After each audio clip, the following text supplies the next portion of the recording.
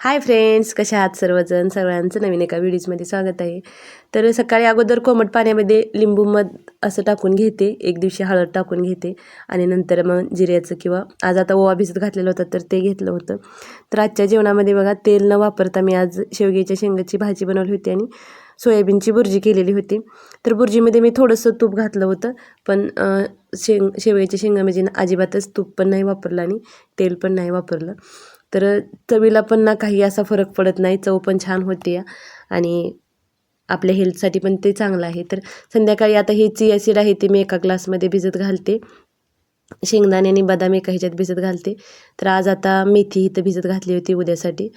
तर हे आहे ते रात्री झोपताना सर्व भिजत घालून ठेवते आणि रोज असं ना बदलून बदलून ड्रिंक घेते. म्हणजे आपलं काय होतं, पचन व्यवस्थित होतं आणि मग आपल्याला वेट लॉस होण्यासाठी मदत होते. तर हे शिलाजीत आहे ते त्यांच्यासाठी बनवून ठेवते, ते काही मी घेत नाही, ते त्यांनी घेतात. तर खजूर मधला बी साईडला काढून त्याच्यामध्ये आलं, लसूण, 2 लवंग आणि वेलदोडा चेचून असं ते घालते आणि त्याच्यावरती 1 चमचा मध घालून ते असंच ठेवते. मग सकाळी ते जिमला जायच्या अगोदर खाऊन जातात. आणि ज्यूससाठी मी खजूर भिजत घालत असते. तर त्या खजूरच्या बिया काढून खजूर आतून खराब वगैरे आहे का असं चेक करून भिजत ठेवते. सकाळी मग ज्यावेळी प्रोटीन शेक बनला जातो तर त्याच्यामध्ये ती खजूर मी घालते. तर मग प्रोटीन शेकचा पण आता व्हिडिओ मी नंतरच्या ह्याच्यामध्ये अपलोड करेन.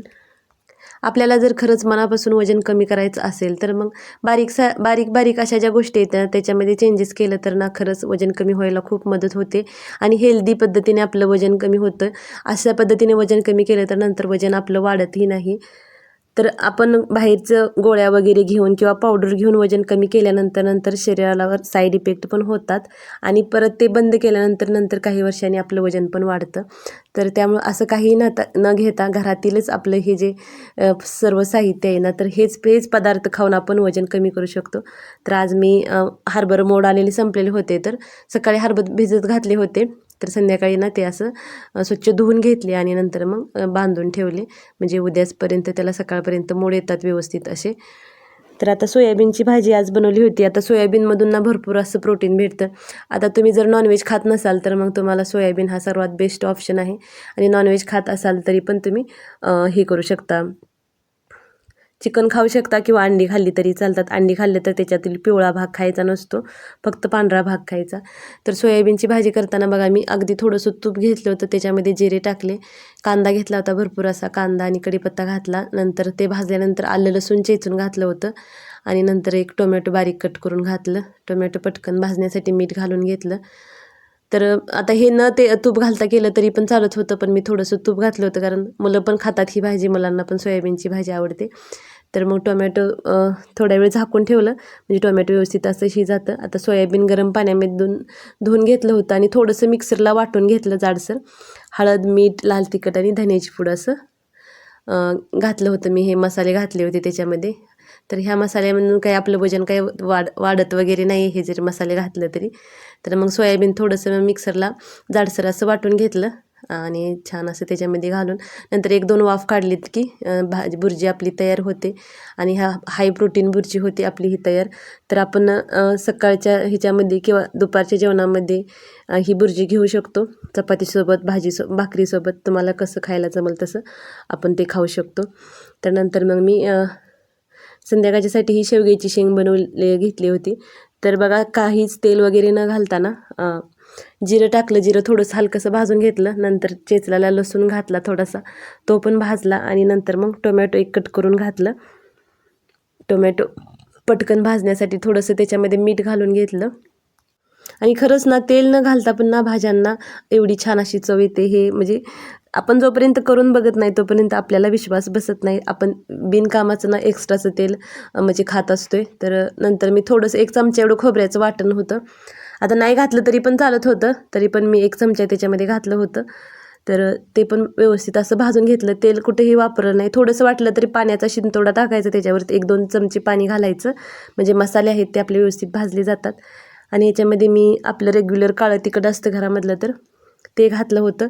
थोडीशी हळद आणि धना पावडर असं हे घालून मसाला भाजण्यासाठी मग जरा नंतर पाणी घातलं थोडंसं. संध्याकाळचं जेवण हे आपल्याला म्हणजे 7पर्यंत ते जास्तीत जास्त 8पर्यंत म्हणजे आपलं जेवण झालं पाहिजे, तरच मग वजन कमी व्हायला मदत होते. आणि जेवढं जर तुम्हाला जमत असेल तर तेवढं तुम्ही संध्याकाळी हलकं जेवण घ्या.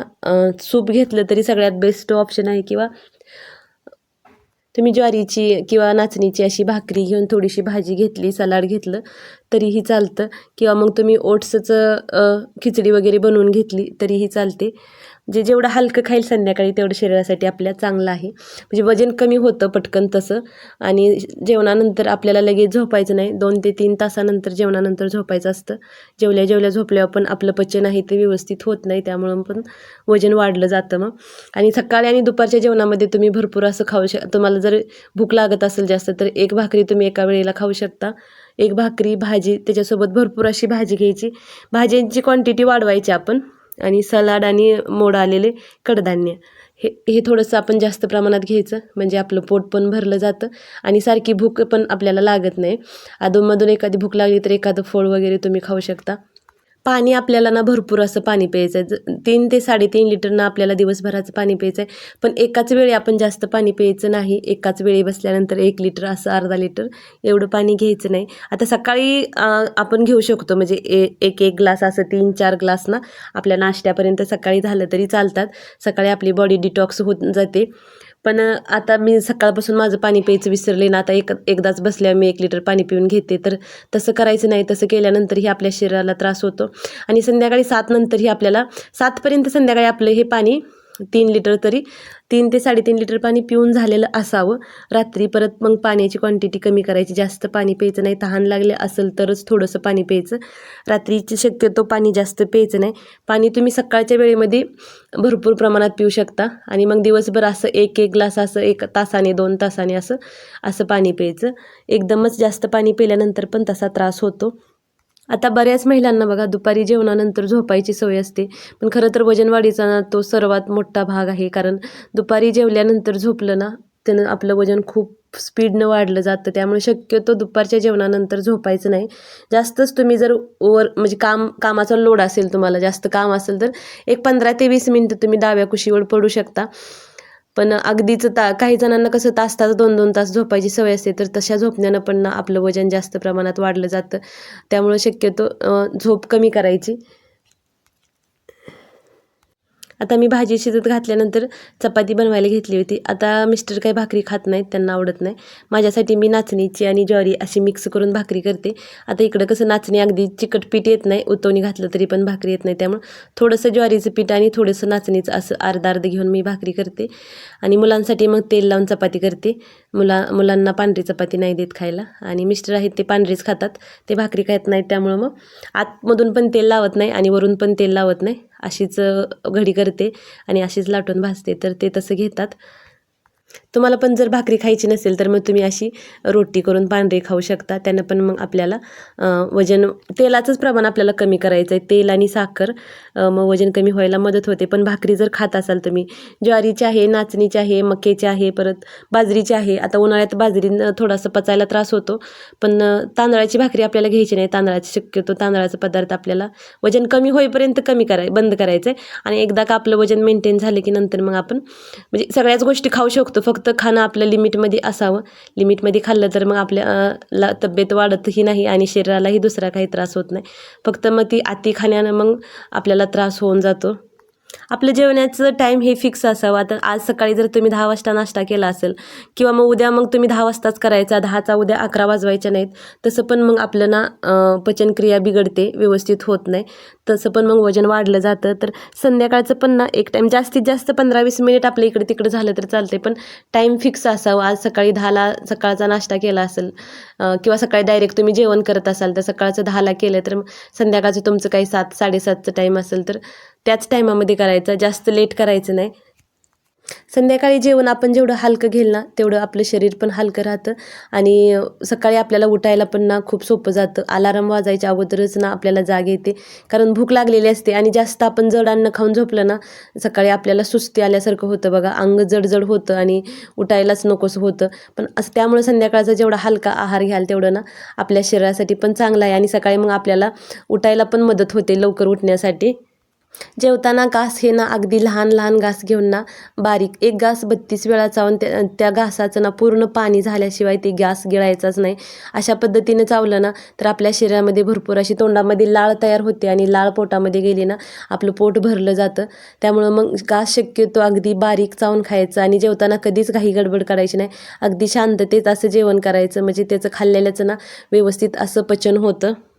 सुरुवातीला जर तुम्हाला असा डाएट करताना मध्ये भूक लागल्यासारखं जर होत असेल तर मधल्या सकाळी तुम्ही आता 9 वाजता जर ब्रेकफास्ट केला तर 11 वाजता जर भूक लागली तर तुम्ही एखादं फळ खाऊ शकता किंवा काकडी कॅरेट खाऊ शकता किंवा मग दुपारच्या जेवणानंतर एक ग्लास ताक पिण्यानं ना वजन कमी व्हायला आपल्याला खूप अशी मदत होते. त्यामुळे ताक आता गरमी पण चालू आहे त्यामुळं ना आपल्या जेवणामध्ये खरंच दह्यापेक्षा ताकाचा वापर जास्त करा. दही पण खाल्लं तरी चालतं, एक छोटी वाटी दही आपण रोज खाऊ शकतो, पण ताक आपण दिवसातून 2 वेळा जरी पिलं ना तरी चालतं. ताकामध्ये जास्त काही मसाले वगैरे घालायचे नाहीत, साधं असं ताक करायचं. 2 ग्लास दह्यामध्ये 2 चमचे दह्यामध्ये 1 ग्लास पाणी घालायचं आणि ते एक ताक घ्यायचं. तर त्या ताकानं भूक पण कंट्रोल होते आणि वजन कमी करण्यासाठी मदत होते आणि शरीरामध्ये पण आपल्याला थंडावा राहतो. दुपारच्या जेवणानंतर तुम्हाला जर 5-6च्या दरम्यान भूक लागत असेल तर त्यावेळी तुम्ही ब्लॅक कॉफी घेऊ शकता किंवा मुठभर फुटाणे आहेत तर ते खाऊ शकता.